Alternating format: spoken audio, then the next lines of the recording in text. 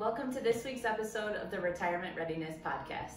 Today we have a little bit of a fun episode. We're talking about New Year's resolutions. So we might have 10, we might have 14. We'll just have to see how things pan out. Yeah. Well, and the funny part about today is because we must already be in the Christmas mood and the New Year's mood because we had a lot of fun setting up the set, right? Yeah, this was a fun video because it's already been a disaster, so it can only go up from here.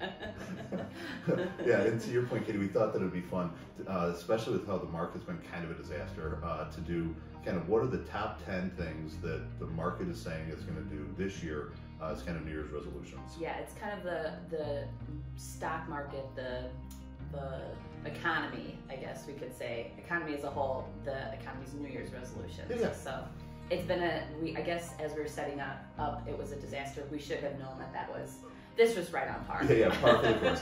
Yeah, so if you can't tell, you've been around town here a couple of times with our podcast. Today we're sitting in the lobby of our Orland Park location.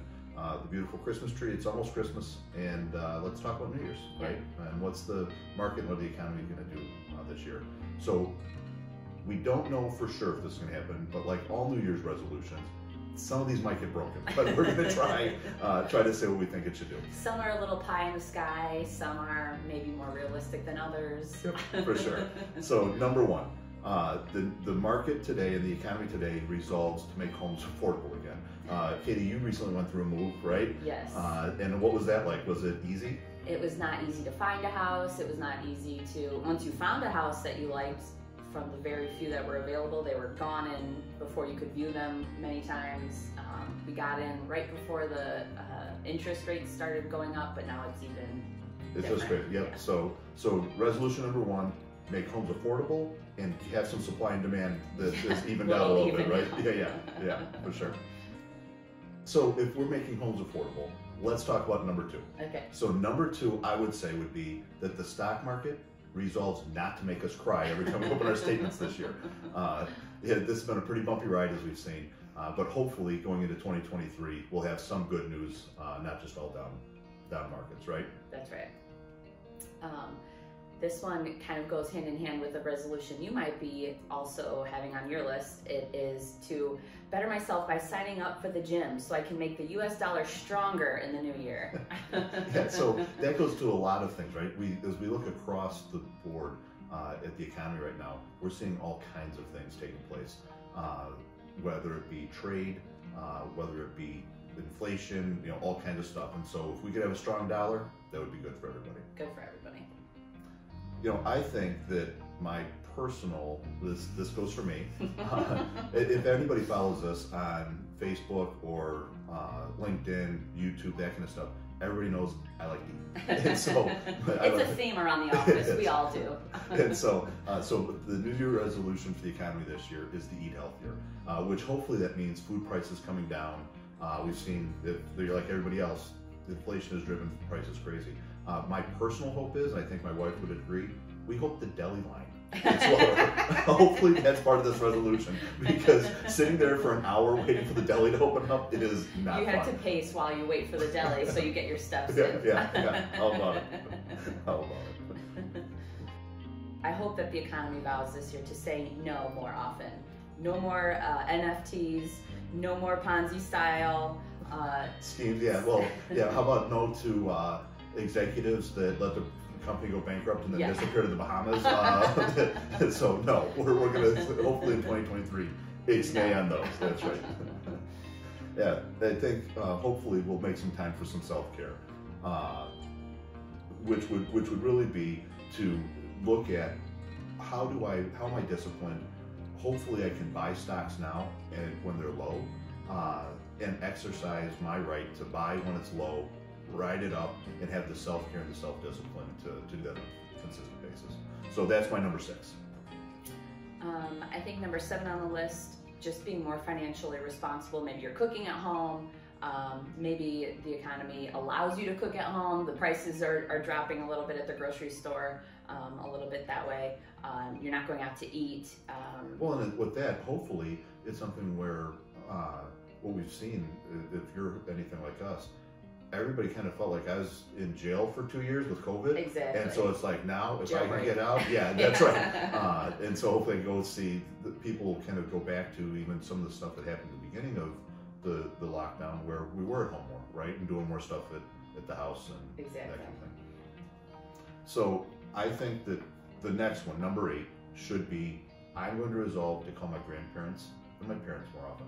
And I can do that because they're not going to be crying about their 401k balance. Yeah, you didn't want to talk to them before, like, oh, let's not bring up that. Yeah, exactly. Well, and now we're not even in an election year, so like, Yeah. I don't even know Yeah, what we're we're going okay. to talk about. So, but the economy swears that it's going to allow me to call my mom and my grandparents more frequently because they're not going to be so depressed. Maybe we should vow to drink less. No, I am not agreeing with that one. I don't care if the market is more smooth and I don't have to drink. So maybe your temper isn't rising, Yeah. so you don't have to drink so much? Yeah, exactly. But I don't think I'm Okay, well, going some to. of us, maybe. How about number 10? How about if I can make more time for family and friends because I can work less? I don't have to work as much and I can work a little bit less. That wouldn't be so bad, would It it? would not be so bad. No, that might make me drink more. Yeah.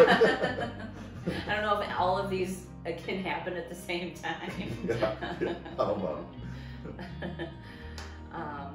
Maybe if the economy could help us to swear less by not getting so riled up about all of these Well, yeah, we just saw crazy turns. Well, we just saw it at a conference we were at, where the number one reason that people said they were not getting a job back in June was because they had a spouse that was working.